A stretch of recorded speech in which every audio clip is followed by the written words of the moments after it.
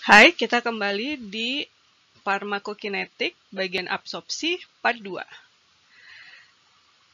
Pada part pertama, kemarin kita terakhir membahas mengenai faktor yang mempengaruhi bioavailabilitas adalah sifat fisikokimia obat. Nah, sekarang ada sifat kondisi fisiologis ataupun patologis individu ini juga akan dapat mempengaruhi bioavailabilitas suatu obat. Artinya perubahan fisiologis ataupun adanya keadaan patologis ini dapat mengubah profil farmakokinetik suatu obat. Beberapa kondisi yang bisa merubah profil farmakokinetik obat, terutama untuk obat yang diberikan melalui rute oral, ini adalah kondisi saluran cerna. Jadi sebagaimana kita tahu, ini sebagai contoh adalah saluran cerna kita, di mana ada gerakan peristaltik. Kemudian obat ini ada mempunyai waktu untuk kontak dengan dinding saluran cerna untuk dapat diabsorpsi melalui pembuluh darah yang ada di dinding saluran cerna. Nah, kemudian apabila ada perubahan peristaltik, misalnya peningkatan peristaltik, maka ya ini sebagai contoh ilustrasinya peningkatan peristaltik, maka waktu kontak obat dengan dinding saluran cerna ini menjadi lebih singkat. Sehingga tentu saja dengan durasi kontak yang lebih singkat, maka jumlah obat yang dapat diabsorpsi tentu saja jadi lebih sedikit dibandingkan pada kondisi peristaltik yang normal. Nah, sebaliknya pada kondisi penurunan peristaltik, maka waktu kontak obat dengan dinding saluran cerna ini jadi lebih lama, sehingga tentu saja jumlah obat yang dapat diabsorpsi ini jadi lebih besar dibandingkan pada kondisi peristaltik yang normal.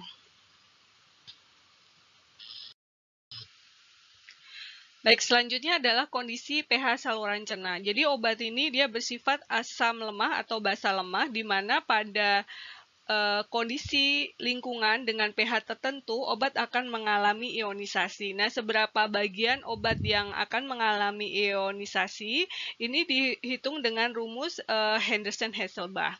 Untuk obat asam lemah, reaksi yang terjadi adalah seperti ini. Ini adalah obatnya, kemudian ini akan terbentuk ion H+, kemudian ada bentuk yang terion. Untuk nilai Ka-nya ini dihitung dengan mengalihkan konsentrasi bentuk terion, kemudian dengan konsentrasi ion H+, dibagi dengan konsentrasi dari obat yang tidak terion. Kemudian selanjutnya kita ingin menghitung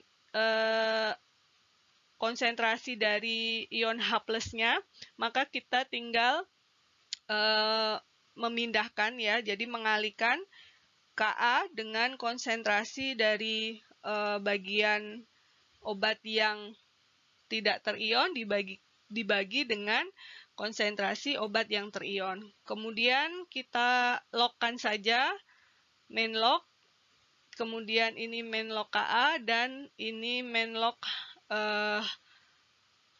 konsentrasi Ha per konsentrasi A min. Selanjutnya kita jadikan ini positif ya, positif log, sehingga kita balik ini menjadi log A min per H+. Kemudian main log ini adalah pH, jadi main log Ka ini adalah pKa. Sehingga untuk obat asam lemah didapatkan rumus seperti ini. Ini nilai pKa suatu obat ini biasanya sudah ada daftar dari suatu obat, itu dia mempunyai nilai pKa masing-masing. Kemudian pH di lingkungan tubuh itu bisa juga diukur, sehingga nanti kita bisa mengetahui bagian obat yang terion dan yang tidak terion.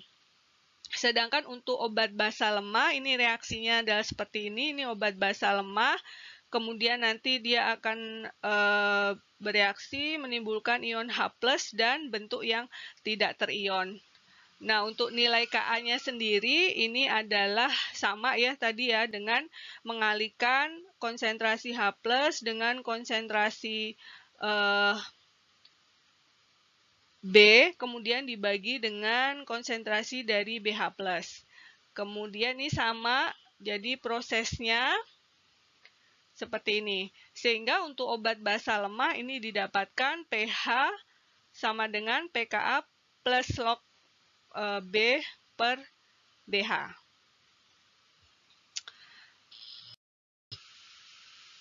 Oke, selanjutnya kita lihat pengaruh perubahan pH ya. Sebagai contoh ini adalah di asam lambung. Di asam lambung contohnya pH-nya adalah 1,4, kemudian akan diberikan obat HA, di mana obat HA ini adalah mempunyai pKa-nya 4,4. Berarti dia adalah asam lemah. Karena dia asam lemah, maka kita pakai reaksi yang seperti ini ya. Jadi ini HA akan berubah menjadi amin dan H+. Oke, selanjutnya kita hitung dengan rumus ini tadi ya. Kita masukkan, ini pH lingkungannya ada 1,4, kemudian pKa obatnya adalah 4,4. Maka kita masukkan saja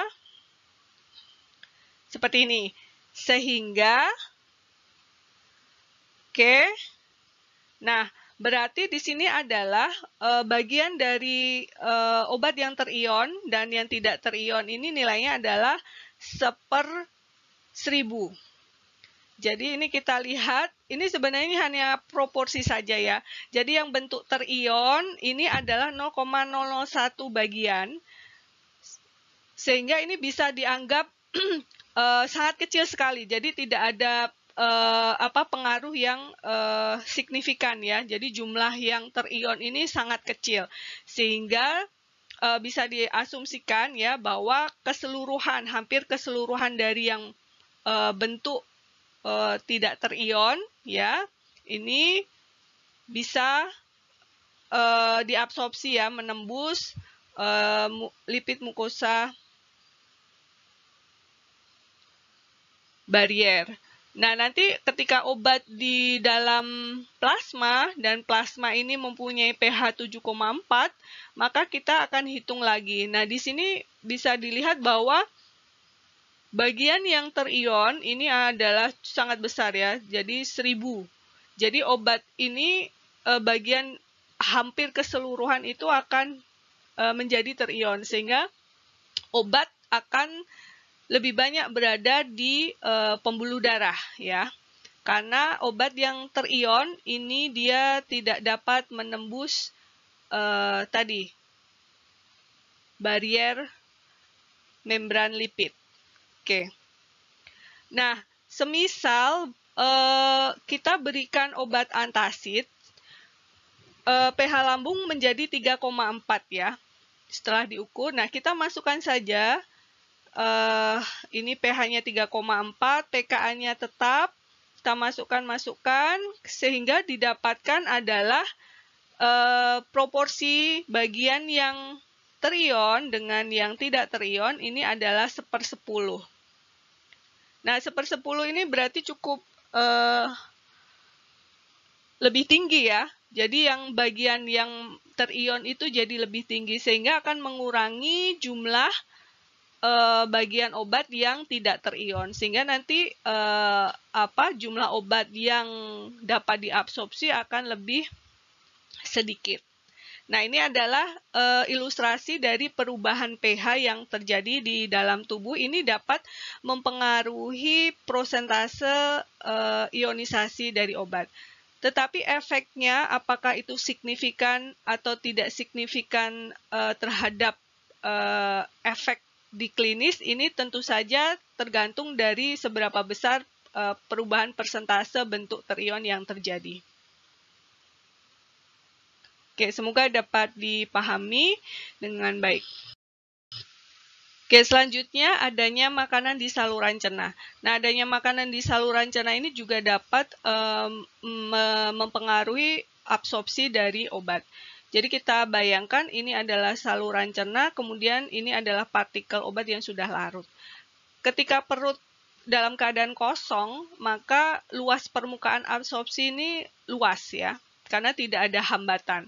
Sehingga jumlah obat dapat diabsorpsi lebih banyak. Ya, obat dapat diabsorpsi pada tempat dimanapun dia berada.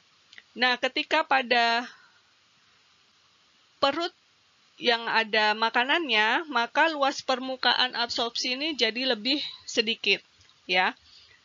Karena luas absorpsinya lebih sedikit, maka jumlah obat yang dapat diabsorpsi ini juga akan lebih sedikit, karena tidak semua obat ini dapat diabsorpsi, karena dia ada terhalang oleh adanya makanan yang ada di situ.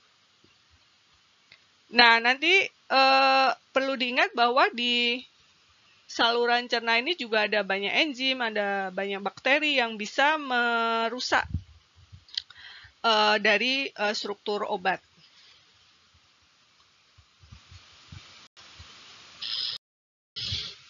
Oke, faktor berikutnya adalah perubahan pembuluh darah.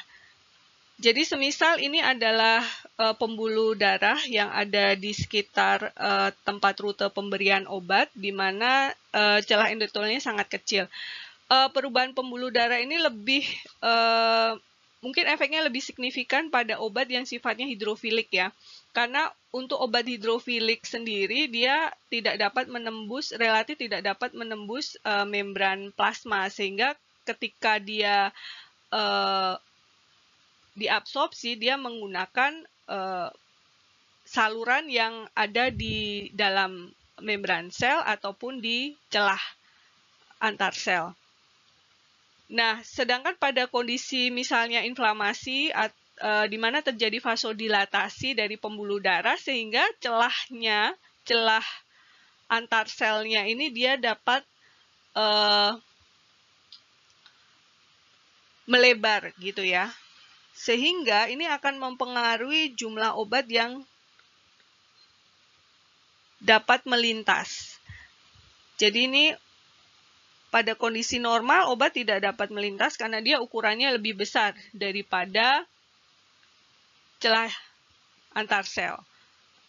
Ya. Sedangkan ketika pada kondisi vasodilatasi, obat ini dia dapat melalui celah tadi karena ukuran obatnya lebih kecil daripada celah antar sel. Nah, tentu saja ini nanti akan merubah jumlah obat yang dapat diabsorpsi.